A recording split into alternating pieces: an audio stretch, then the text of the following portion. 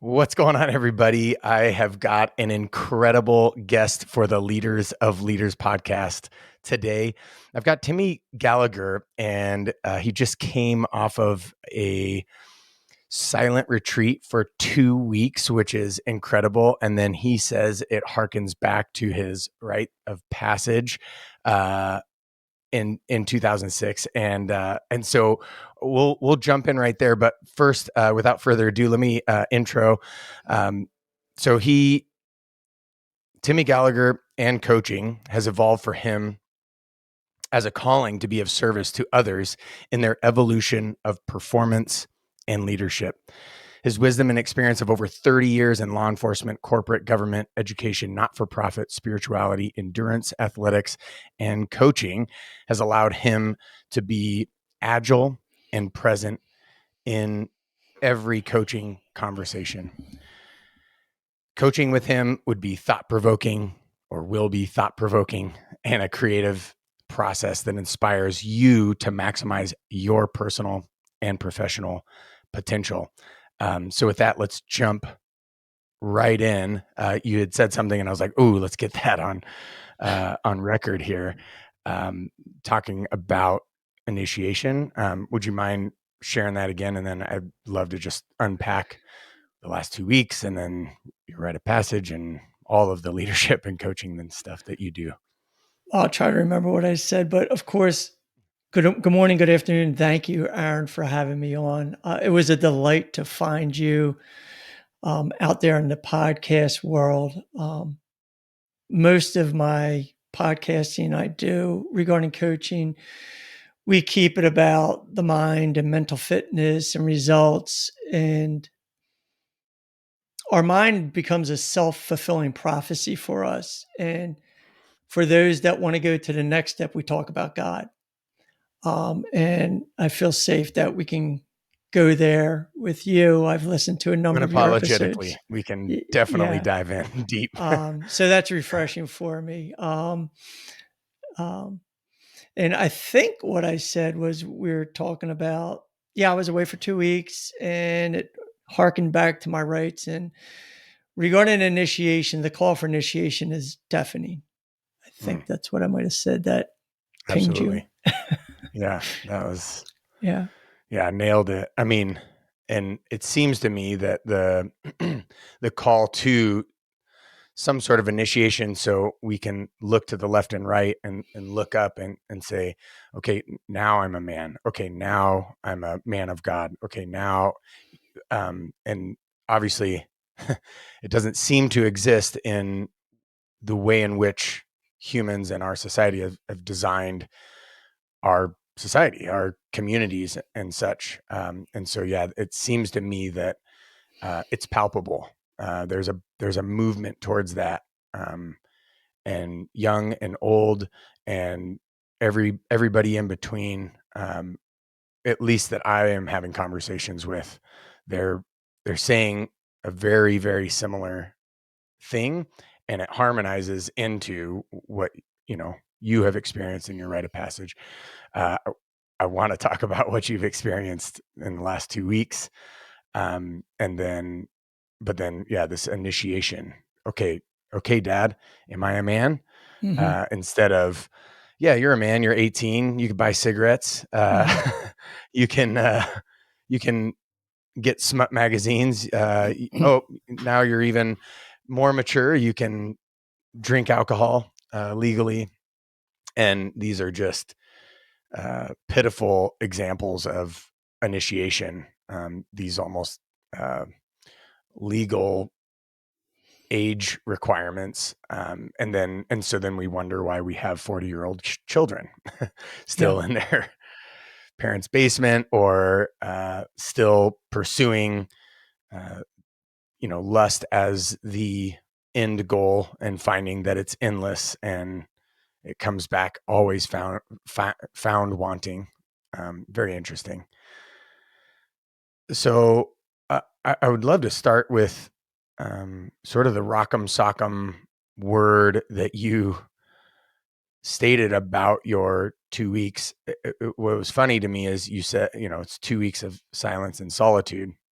and you're like, it was way more than I expected. And I think we would automatically connect silence and solitude with less. And so it's interesting that you use the word more. And then you briefly just chatted about the unforgettable mystical experience of it. So yeah, if you're able to articulate some of that, I would love to be on the listening end of it. Yeah. Well, just give me the hook when you get to your hard stop. The I think the connection point, I'll try to tie together the rites of passage, a true rites of passage with something like this solitude and silence I did the past week, is they both speak to, if they're done well, less is actually more. Mm. In a true rites of passage, there's a stripping down, there's a taking away, there's a movement from what is safe and secure to what is vulnerable and unknowing. And I was able to create a situation where I could have that pattern again. And by submitting to it, it opened up, which is what will always happen when we move from our profane world into the sacred, which is what a rites of passage would do. And moments like when I was away for 2 weeks. And for that matter, I mean, you can have those mini moments. It could be a centering prayer moment. It could be a grounded moment, literally grounded, bare feet on the ground, out in your backyard. All good truth and wisdom comes down to a this is this moment. I don't know if you're a fan of movies, but there's a great scene in The Deer Hunter where the character Michael, played by Robert De Niro, talks about, and it happens to be with a bullet round that's not about the bull, but where he says to the other person, like, this is this. It's not something else. This is this. And he was hearkening to, they were out hunting, which to him was sacred.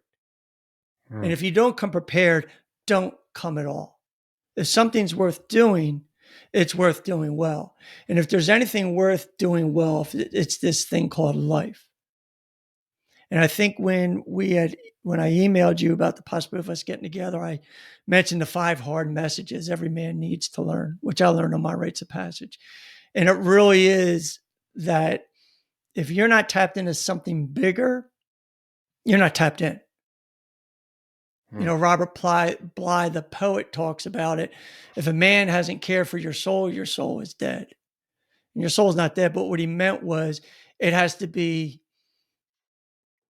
that little flame has to be kindled with the wood of other men and other great people. And as a mental fitness coach, I would tell you that speaks to our brain. Joseph Chilton Pierce, I don't know if you're familiar with his work, did wonderful work on brain surges. And there's 5 times where your brain will have this huge growth spurt. And one thing that is needed for these neural pathways to activate is a role model. Someone to show you how to get to something bigger than you. And isn't it interesting that the last brain surge occurs anywhere from the age 15 to 18, when we would normally initiate our boys? And it's interesting, and I'm sure I'm preaching to the choir, but you know, my lovely wife downstairs and my stepdaughter, physically one day they woke up and they learned about initiation. They woke up, or one day they received their menstrual cycle.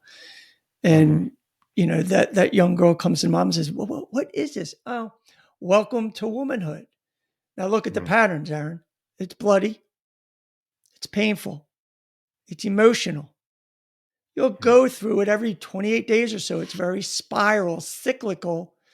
But this is the price for the ultimate gift, which is to give life. But see, we don't have that, which is why we need to be taught that. And we haven't done that. And some attempts to do it are prettified.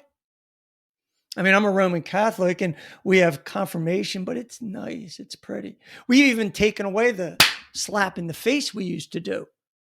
We didn't do it to hurt people. It was done in sacred space of you need to be here. You need to get, you're going from here to there. Like you said, not you can go buy cigarettes, but to move into something bigger.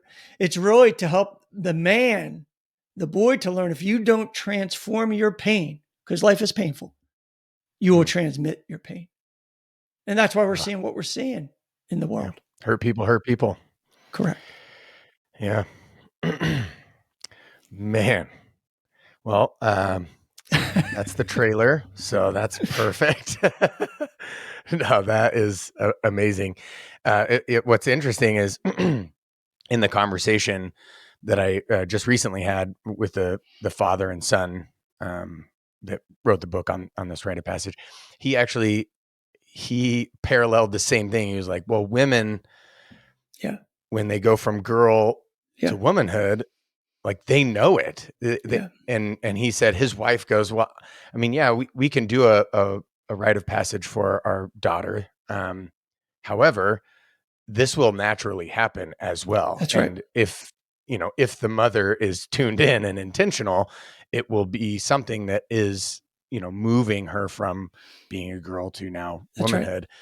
Because of all the things that you had mentioned. And when you were saying that, I was like, man, that's so beautiful. And that's so true. And that's so sad for our men.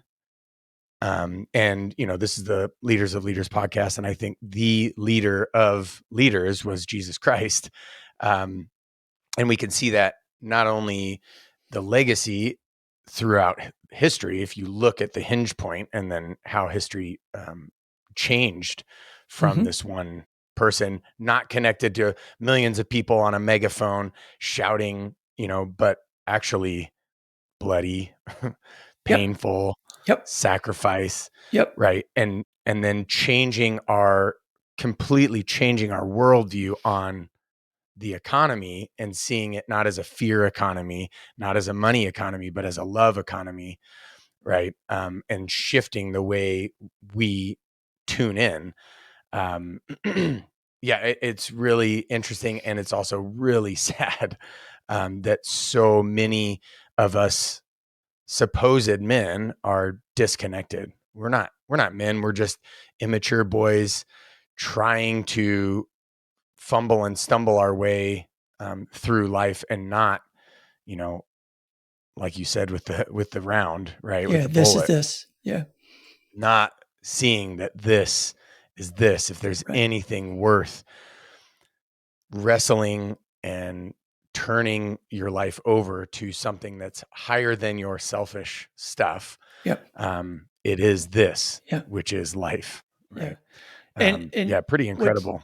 What's neat about that is, particularly for me as a performance and leadership coach, and especially as a mental fitness coach, is that just like we see those patterns in society, part of it is because that is how our brain is built. The limbic system, fight, flight, freeze, feed, and fornicate. It's how we survive. That's how you and I got here. Somewhere in that mix, we're part of that.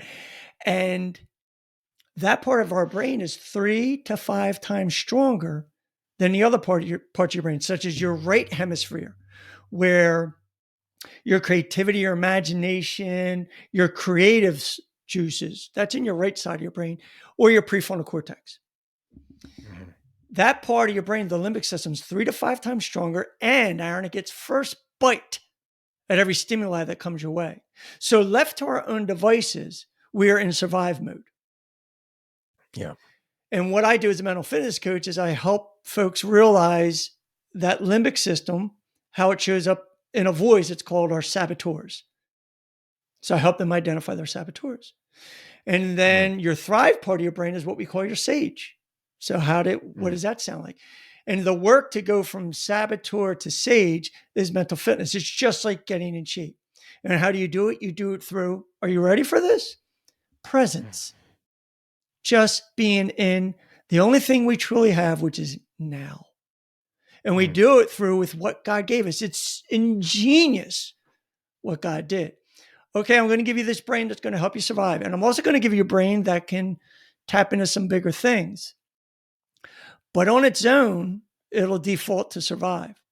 But if you use your body senses, what I smell, what I see, what I hear, what I taste, you can be present. And what we now know from fMRIs is that literally develops a neural pathway to go from that left brain to that right brain, to go from that survive brain to that thrive brain. So isn't it interesting that the rites of passage mimicked what goes on in our brain? They would traditionally take the boy, go across something, usually a body of water or a threshold. I'm sure you know all this. And then in sacred space, teach the boy some lessons. Like the Aborigines would knock a tooth out and show them the tooth and say, if you don't learn to transform this pain, you will transmit this pain. See, they're making the brain go from left side to right side. The woman had to go from left side to right side. These are the patterns. It's in our brain, it's in our body, and it's in our world. But why are we seeing what we're seeing in the world? Because we're operating out of our survived brain. Yeah. And the core message is you got to see something bigger than you. And our society is set up to not do that. Swipe right, I got a date. Use an app, I get a meal. We've made it so easy. It's sad, which is why a rites of passage is hard. The first message that a boy needs to learn is that life is hard, which coincidentally comports exactly with the Buddha. Life is difficult. So all the great spiritual avatars, I think, are saying the same thing. Now we'll go back to Jesus. Jesus was a real man. Whether you want to go for he's Christ, that's your business. But here's the beauty if you go for the Jesus to Christ story. Crucified, died, and was buried. He comes back, and I'm sure you're going to know where I'm going with this, Aaron. He's not perfect. Still has all the wounds. It is utterly brilliant. See, we want everything to be perfect. It doesn't work that way, sports fans. Jesus came back with the wounds. Leonard Cohen has a great song out there called Anthem, and one of the lines is, where there's a crack, that's where the light gets in. Yeah. So it's in what's wrong is what you can find what's right. It's moving from that survive brain to the thrive brain. It's all there for invitation. But to your point, what you're working on, if you don't have people talking about that, if you don't have rites of passage in these transformations, we will go to our default. And that's what we're seeing in society right now. Yeah. And it seems to me in all of that I've researched and read, the socials, I'll just call it the socials. I won't pinpoint a particular one. Sure. But all of the things that you were saying and alluding to, right? Swipe right and all this stuff, right? It seems to me that they understand this base mind or the saboteur, right? As you call it, and are robbing us of our sage through doubling down, quadrupling down, and making it even easier for us to fornicate, feed, have fear, right? Freeze, fly, flee or fight, right? But all just in this crazy, mesmerizing screen. It seems to me that it's a great deception that, oh, if I can quadruple down on the things that I need, right, then I'm doing the right thing because I need these things. So I'll quadruple down, I'll 10 times down, I'll do even more of that. And it's actually robbing us of the literally higher, right, upper cognitive function. It's robbing us of going, like you said, from left to right. Have you, and I know this is a bit off, but have you done any research? Obviously you alluded to it, but do you understand, I guess maybe more articulate than myself, what might be going on there, and how might we pull ourselves out of this trap, pull ourselves out of this sort of bad cycle, right? This bad feedback loop that we find ourselves in, where we're just, doing this wrong thing over and over and over again, trying to find what's right about it, but actually just driving deeper into this not good space, this saboteur mind. Yeah. And you sort of got into it well of we go after what we think we need to survive. And then that becomes, well, I need that. I need that. I need that. That kind of, I love my stepdaughter, but every time we go somewhere, she wants a sweatshirt, and that becomes the racket. That becomes all we know. And then when we don't have the role modeling or learn how to do without, to sacrifice, that becomes all we know. And again, the mind is built that way. It's feed me, see more, just give me more and more and more. This is why we said it earlier. I think we said this, or maybe it was another podcast I was on, it's actually less is actually more. Mm-hmm. When I was on my 2-week monastic journey, there was little going on in theory. In fact, some people were like, what did you do with all that time? I was so tremendously busy, it wasn't even funny.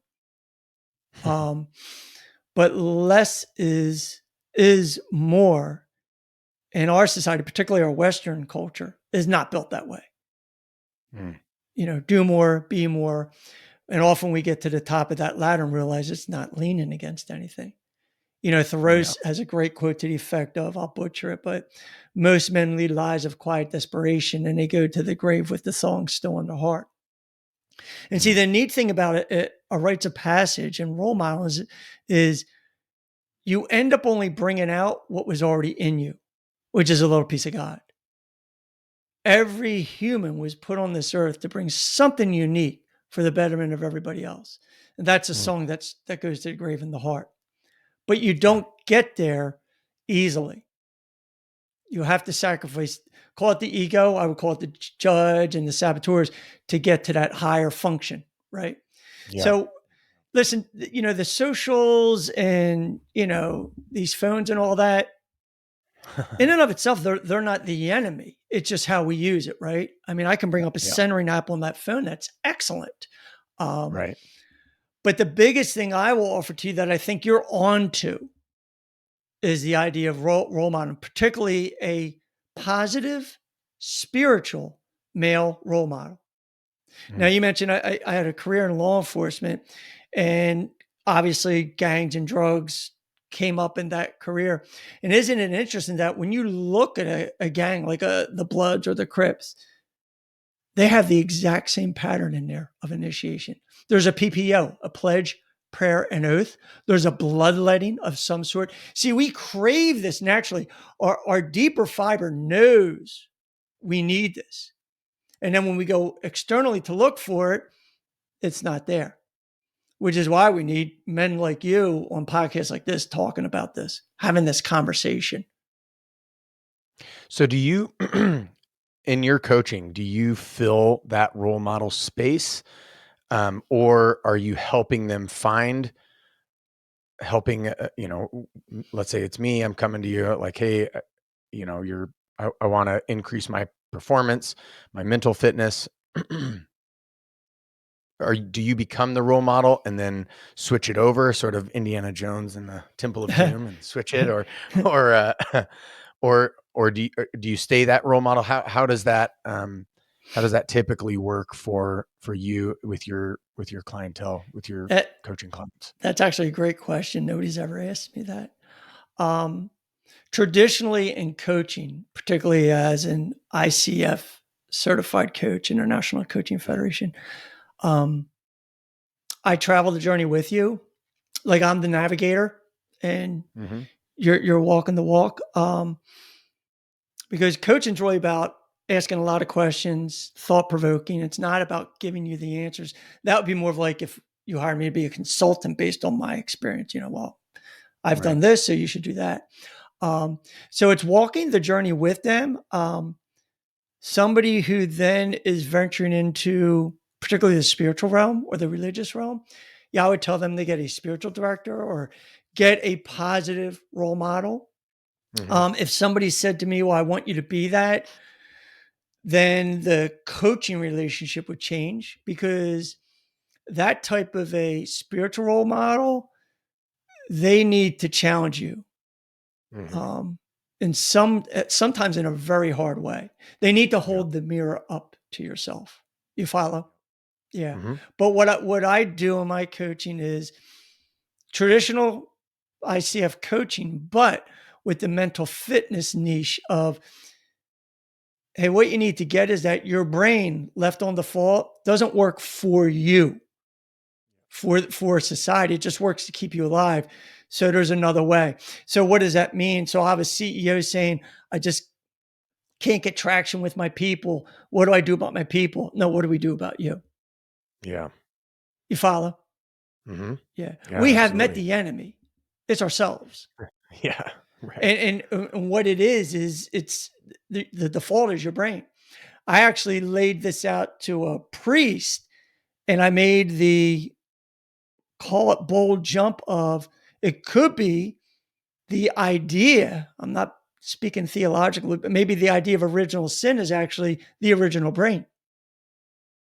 Because my default is to survive, not thrive. Well, then how do we get there? Call it spirituality, call it religion, call it presence, call it mental fitness coaching. Yeah. But how do you get out of your own stuff? You follow? Yeah. Yeah. And that's where the rites of passage would come in, and role modeling. Yeah. Yeah.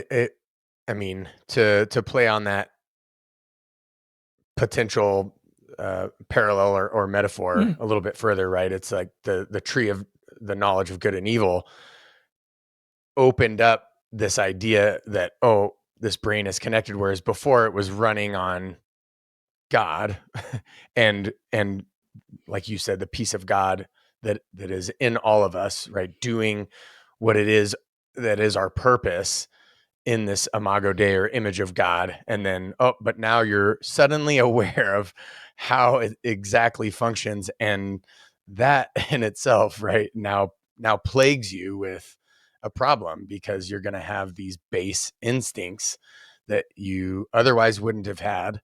And obviously I'm reaching deep and not trying to say this is doctrine, like you said, not trying to Sure. say this is, Right. my theological theory or take, but to riff on that just a little bit Mm-hmm. further, it does is like, oh yeah, I mean, I could very well see that, right? Because once that those instincts creep in, right, they can, as you just look around and you see it, you look at yourself in the mirror probably and you see Yeah. it, right? It's like, man, you're right. I've stolen I've stolen what God put on my heart as my purpose, or the song that you mentioned, from Mm-hmm. myself by these baser, instincts that have completely taken over. And we've created a very comfort and convenient lifestyle that Correct. that has deceived us, right? It's deceived us into this belief that just filling more of those needs is going to be better. Not the case. So speaking of more and less is more, I would love if you can, to unpack some of because mystical is one. I think it's an amazing word in that it opens up this idea to, I don't know, something that's really difficult, if maybe even impossible to articulate, Mm-hmm. which I'm in love with that. uh, but there's also mystery there, and so you alluded to that earlier before we hopped on the call, that it was the 2 weeks was, yeah, it harkened back to your rites of passage and stuff like that, but there was the mystical nature of it. Are you able to articulate, have you unpack that yourself so that maybe you can unpack it a bit on this podcast? Yeah, I'll give you a little, and I feel safe to do it with you and hopefully others that are listening, because one of the things we teach our men in the rites of passages, don't give away your gold too quickly. Meaning those nuggets you learn in your rites, be careful just throwing it out there to everybody, because most people won't get it. They'll waste pearls that. before swine, right? They'll waste that gold you give them. But Yeah. and to your point about mystical, I'm a fan of, and even more so because I was at the monastery and they harken back to Saint Benedict, to the desert fathers and mothers. So real quick, and I'm sure you know this guy Jesus comes along, he does his thing. You either then go for he's Christ, which we all get to participate in, or he was just, a prophet and some dude. And the early church, which was called the Way, some of them realized that quickly we were screwing up Jesus's message. And they said, you know what, we're out of here. We're going to the desert. We're going to live a solitary life to be closer to God. And out of there came a lot of wisdom that you couldn't point to theologically, but it was true and it was good. And that often is when you get into the realm of mystical, where you can't just point to theological doctrine, but you can't deny it either. And what was interesting, when I went to the rites, my first week was at a Cistercian monastery. And when I arrived, it was Halloween. So that meant it was the eve of All Saints' Day. Tuesday was All Saints' Day. Then it was All Souls' Day. So I really opened myself up to the saints, the souls, those from my family, particularly that have passed away, and friends, and just see what shows up. What I believe and what I would learn in my rites is, when you're out there, particularly in nature, expect nothing, but be open to anything. So with that, and particularly because I was out of this profane world and no talking and no phone, the brain settles down and the spirit stirs up. And that right brain starts activating. And that prefrontal cortex and those 5 senses God gave us are now become acutely aware. And one of the ways it showed up, and what's great about faith and mysticism is I'm going to tell you a story, and you could say it's a coincidence, and I'm not going to argue with you about it. And I could say it was God, and you can't argue with me about it. That's the beauty of faith and what we believe. And so it was a Wednesday, my second week. I was in the mountain now, and I'd meet with a spiritual director twice a day. Once we would do meditation together, a centering prayer, and the other would be spiritual direction. And during spiritual direction, he said, how is it with your soul? And in our course of conversation, I spoke about how, and I was homesick. I hadn't spoken to my wife for close to 2 weeks. I would just send her a picture, which is my way of like, I'm still alive. Here's a beautiful flower. And I said, I'm homesick, but yet I want to go deeper. And I feel like I'm walking 2 dogs. Homesick, want to go deeper. And we talked some more, and then off I went. That day, I wanted to go to an outlook on the Shenandoah Mountains. So now watch the pattern, Aaron. I went out with an intent of, I want this. Right? But I'm going out open to anything, expecting nothing, open to anything. And I went, look at the pattern. I went up the mountain. I got to the outlook, and it was very beautiful. And I did a meditation there, and there was no clap of thunder, and there was no burning bush. I'm fine with that. I know the pattern. Trust the pattern. A man with his dog walked by, and we just waved, and I made my way down the mountain. I saw some deer. I saw some birds, and I got to a point where I came around the bend and I heard a dog barking. I was like, okay, I know there's other cabins out here, and I know there's dogs. And I look up on a ridge and I see a shepherd, German shepherd, barking at me. And I'm like, okay, he's not happy or she's not happy, but I'll be cool and they'll be cool. Kept walking, and now there's another dog, a white dog. And I realized I saw these 2 dogs when I showed up out here, my first day out on the mountain. And I think they're okay. So I just keep walking. And the white dog starts walking with me. And the shepherd's still back there barking, like, why are you going with him? Don't walk with him. And I keep walking. The white dog is still walking with me. Then I hear the shepherd hightailing it up on my hiney. I'm like, all right, I'm going to get a bite out of my gluteus maximus or something neat's going to happen. And the shepherd buzzed me, stopped, turned around, barked at me as if to say, fine, we're going to walk with you. And those two dogs walked with me for about a mile. Now, notice what I said earlier. I feel like I'm walking two dogs, and two dogs show up. So it comes down to what are the chances? I don't know. And you could say it's a coincidence. Well, maybe a coincidence where God chooses to remain anonymous. Yeah. Now, that's not it. I got to my crossroads. I said, thanks. And I turned and they left. And about a half mile later, they showed back up. And then I got to another crossroads and I went to go my way. And now you could say they smelled me on the trail. That's fine. But they led me back to my hermitage.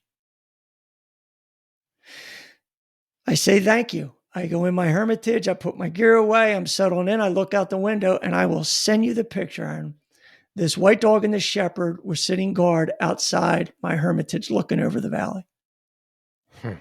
So I went outside. I put my chair down and said, okay, you clearly have more for me to learn.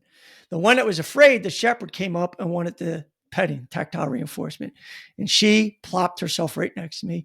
The white dog came over, petted her, she plopped down. And I did a 30-minute meditation, and those two dogs sat guard with me for 30 minutes. Wow.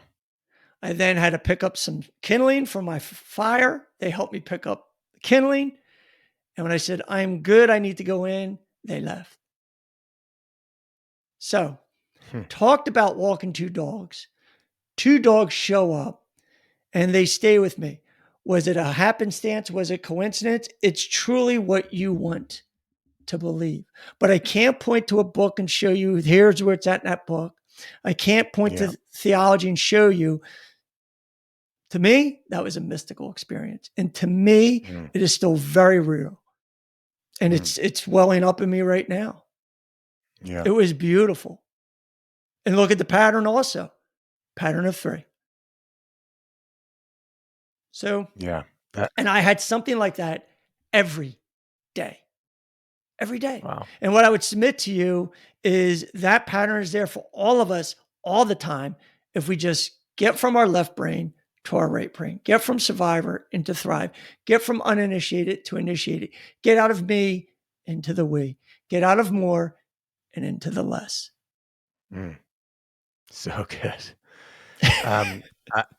That's like a ending, but I don't want this to end, so we're gonna keep going.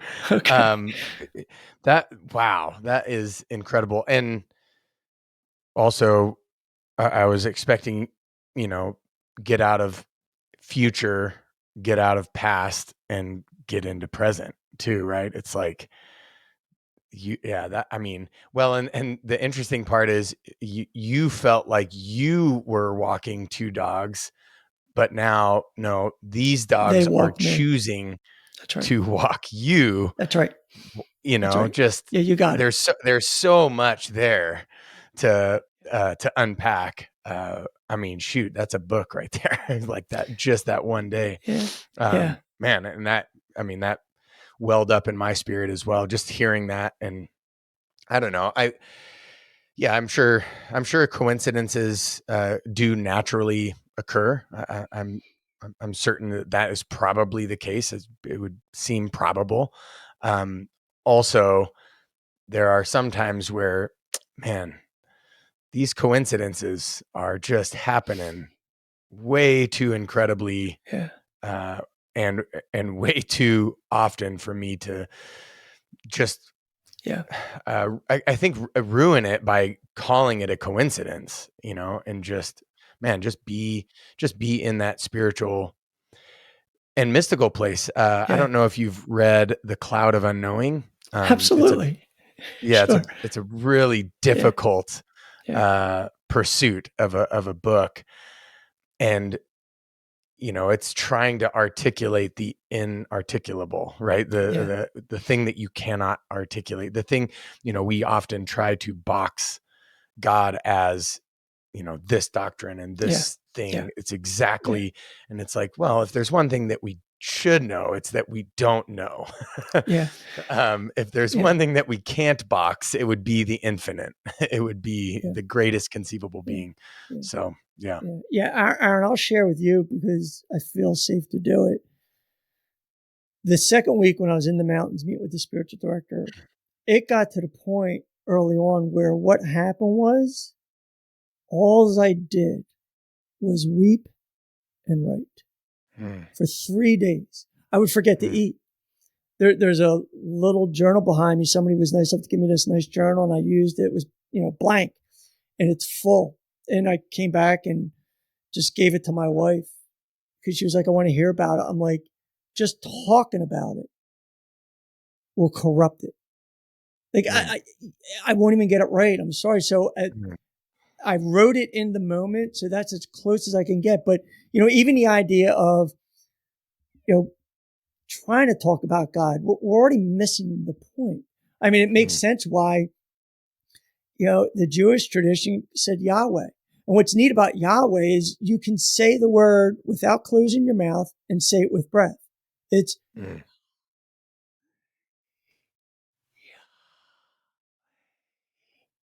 because if God decided to not think of me right now, I would literally exasperate in front of you. I'd be gone. Every breath is an affirmation of God believes in me and loves me. And see, that is only in the now. The only thing we have is now. And that's where most of us tend to not live. Yeah. So you want God, get in the now. You want God, get present. So, you have 3 kids. I would encourage you, like if I was your coach, next time you look at your kids, find one thing about their face you never noticed before. It comes down to what, just like be that present to them. Yeah. I mean, dude, when you're getting it right, words don't do it justice. Yeah. It just emotes up from you. It's the Spirit. It is grace. And that's why I was weeping. The abundance of grace. And I could go on and on with my stories, but they were incredible. And that seed was planted in my rites of passage. And the main seed I walked away with from my rites of passage was, you're a beloved son of God. There is nothing you can do to lose it. And there's nothing you can do to get it. You had it before, during, and after. This is how we participate in the mystery of Christ. You don't earn it. You had it. I tell my boys, I have 3 boys and 2 stepkids, my love is my love is my love. They were born and I love them. Your children were born and you love them, I'm sure. Yeah. Yeah. So take it's that, almost times it by 100 to infinity, and you might get a glimmer of what God has for us. Yeah. You follow me? No. So good. So good. And it's interesting. And I don't know if all parents struggle with this, but I know a lot of parents that have struggled with this, where you have your firstborn child and the love that you experience is just incredible, overwhelming. Right. And it's like just a insurmountable amount of love, right, for this human being. And then you are pregnant or expecting a second, and you start to worry, like, I've used up all of my love, right? I've used up all of my love. Yeah. I thought, I had this incredible love for my wife, and then I had this insurmountable amount of love for my firstborn. I don't have any more. And then the second is born, and there is even more love. Yeah. Right. And see how your saboteur showed up in there? Oh, absolutely. Yeah. Yeah. Call it, see what first shows up is we call it your judge. You might want to call it the ego. And it wants to make Mhm. something black, something white, something wrong, something Yeah, yeah, right. yeah. Right. Yeah, yeah. And then it brings in your particular saboteurs. There's 9 of them, and that'd be a whole nother conversation. And yeah, Yeah. you started saying there was a limit on love. Like Mm. God is literally like, that is so cute, Aaron. You thought you could run out of Yeah, love. yeah. You're funny, young man. He's yeah, yeah, Yeah. he's rolling on the floor laughing, Yeah. Yeah. ROFL. Yeah. Yeah. Yeah. Yeah. Man, yeah, and it's and you're absolutely right. It's like, man, you can't try to stack that and that will be an endless, infinite endeavor, Yeah. right? An eternal endeavor to try to stack the amount of love then God has for it's like just unimaginable. Yeah. Which is Um why, so just like when that baby's born, you just cry. It's not out of fear. It's just I'm overwhelmed by it. This is what we call yeah. grace, an unmerited Mhm. gift. And by the way, real quick, I wanted to throw this out. I'm sorry going back, Yeah. but No, you no, no. Yeah. mentioned Jesus and his message.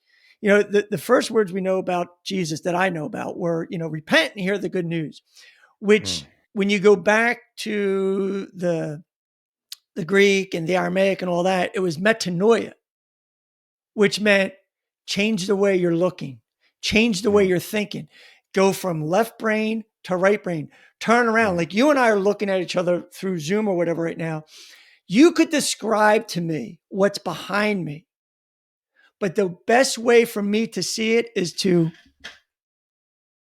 turn around and see it, to stand Yeah. shoulder to shoulder with you and see Yeah. it.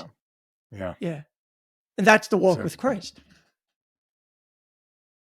amen. Absolutely. Yeah, that's yeah, and we have that conversation often with our kids, that yeah, repent isn't um, feel guilt and shame. No, it's turn away from the thing that you are doing that is keeping you from You this got it. amazing and overwhelming love and You got turn it. toward this You amazing got and it. overwhelming You love got it. because of grace, right? You got it. Um, Yeah. Sin, best understood, is it's actually missing the mark. yeah. And Hmm. the analogy I give with my boys is going outside and having a catch. Your quintessential father son moment of having a catch, right? Hmm. And sometimes the ball goes errant. And it's like, if I'm having a catch with my son Brendan, what was that? My bad. And he goes over, gets the ball. Now, what do you want? What do you choose? I choose to throw the ball, throw the ball. Father, son, and that energy back and forth, there's the spirit. It's just, you missed the mark. So you're right. Shame and guilt. This is a good one, a good topic. They don't transform. They may kick you in the ass, which is Yeah. fine, but they Yeah. Not don't. useless, but Yeah, right, correct. You got it, sir. yeah. But they don't transform. Yeah. No, no, because it's too much of a holding you back. And Mm, God's love is not holding back. It's just abundance upon abundance upon abundance. mm, Yeah. yeah. Half measure pours Uh, running over. yeah. So um, and I know we're running out of time, but I do want to ask some particulars about the rite of passage that you Sure. experienced, and especially in light of at the very beginning, you talk about the confirmation slap that used to be, or you talk about the menstrual cycle and pain. I'm curious as to and articulate as much or as little as needed what because that was something interesting it seemed when I was talking so with the rite of passage that I am developing and in my Mm-hmm. research of rite of passage challenge adversity the opportunity to fail and some rites of passages in other cultures it's like death you could Mm-hmm. die right Mm-hmm. but pain is a very significant part of it Mm-hmm. and the person I was talking to there really wasn't much adversity or trauma or pain or suffering or bloodletting or Mm-hmm. blood or any of the Mm-hmm. stuff that you were alluding to and so Mm-hmm. I'm curious how did that show up or how was that created in your rite of passage or was it created or was there Mm-hmm. another sort of symbolic thing that took its place Mm-hmm. I'm not Mm-hmm. certain and I don't want to open the book and ruin it and pearls the swine and right give away the Mm-hmm. gold Mm-hmm. if that is the case. But just curious. Yeah. Yeah, great question, actually. And again, I would recommend if anybody's interested, I rely on Richard Rohr, the Franciscan who's out in New Mexico.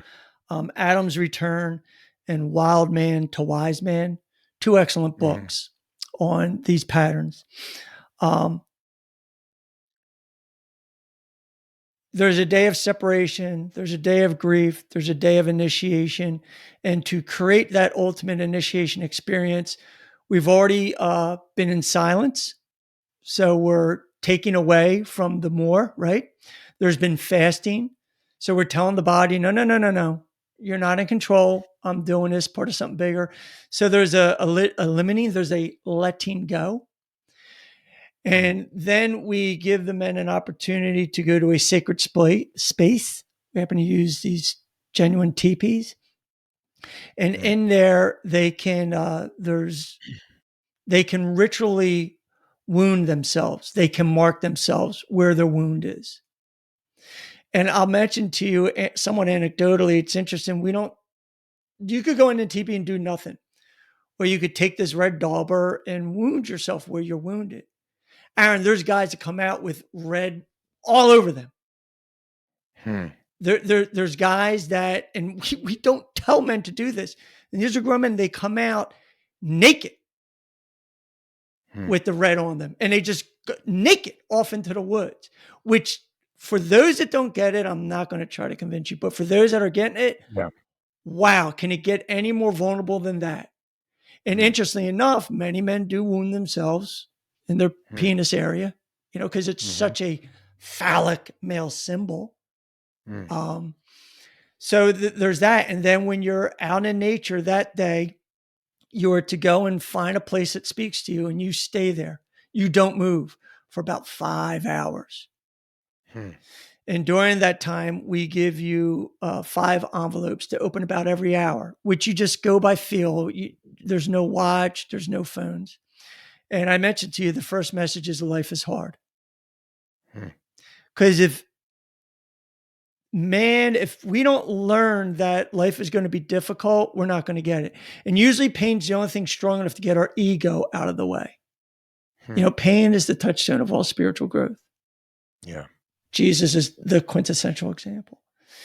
The next one is, and you're probably going to see this coming, guess what? You're going to die.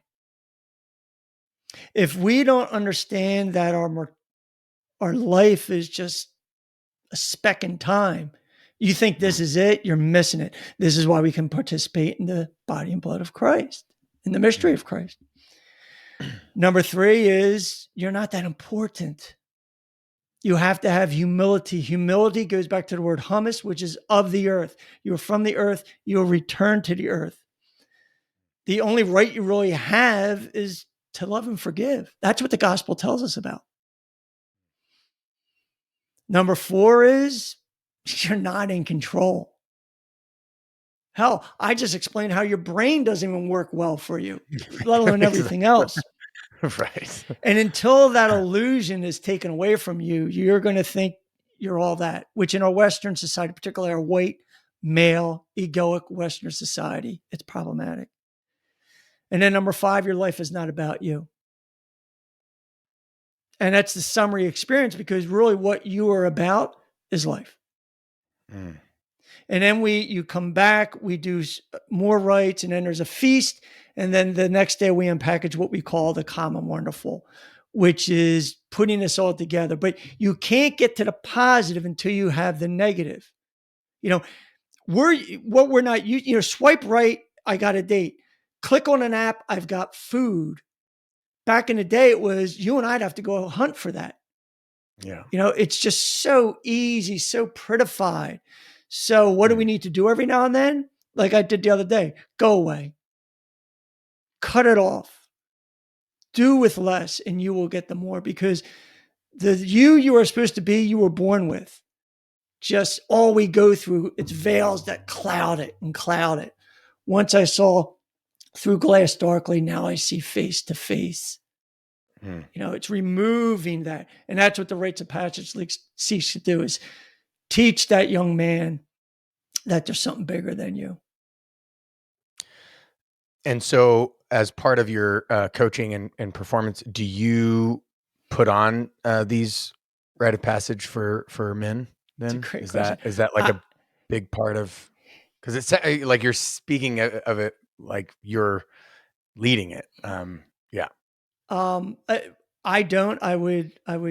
I help out when I can with Illumin or, Mhm. like guys like you. Um, what I would submit to you is that true coaching is transformational. So it's like many initiations. It's many dyings of yourself to get to your Yeah. true self. Yeah. You follow, you get that. Mhm. Yeah. Yeah.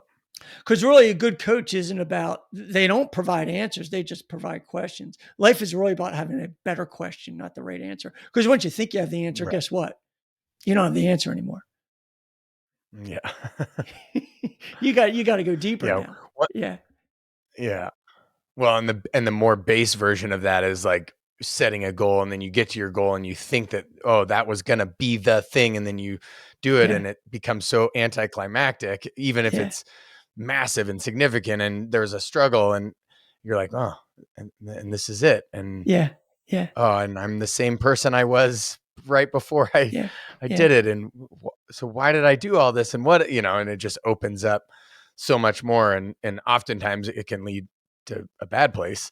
But, or you can be open to the spirit and it would lead you to maybe a Yeah. better Yeah. place and a better Yeah. question, like you were To your point, what I tell saying. clients is out of every circumstance or outcome, which is often a topic for a coaching call, there's a gift or Mhm. opportunity.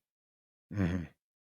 Which is really the message of Jesus of your tragedy is your triumph. Your dying is your birth. Mhm. Your children, you may have thought of this when they were in your wife's womb, for them to come out, they're thinking, I'm dying. This is my world. This is my life. Why am I being expelled from it? And then why are you cutting the cord Mhm. to my universe? I'm dying, but we're here knowing it's life. It's the same thing when we go to the other side. It's just another doorway. And what's really neat about that is, so I believe that when the baby's born, the mother is not another person. The mother is me. The mother is we. I came from there. That's part of me. The first true other is the man, Mhm.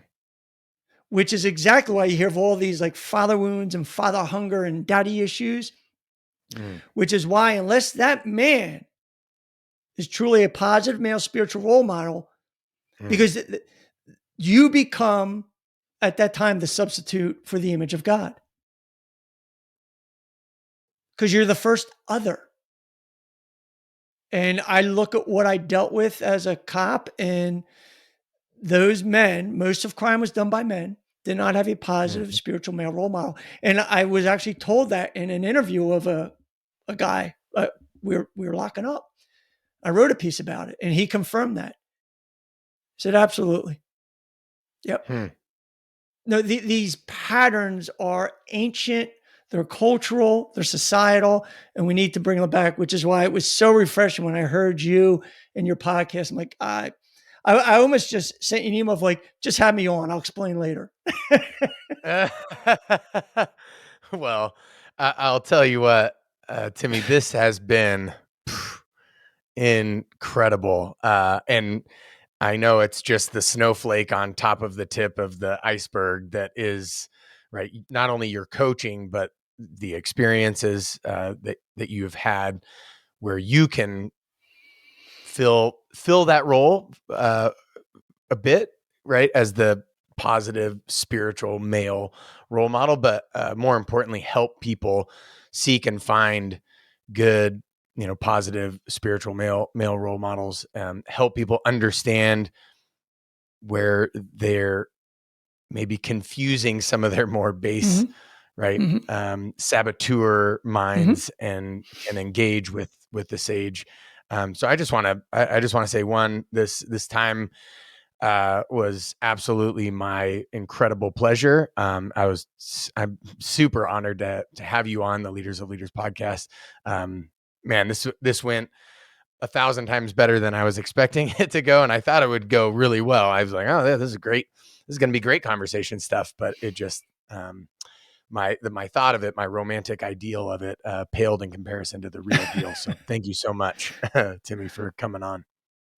Well, I appreciate you having me. I truly do. And if I said anything wrong, that's on me. If I said anything good, give that one to God.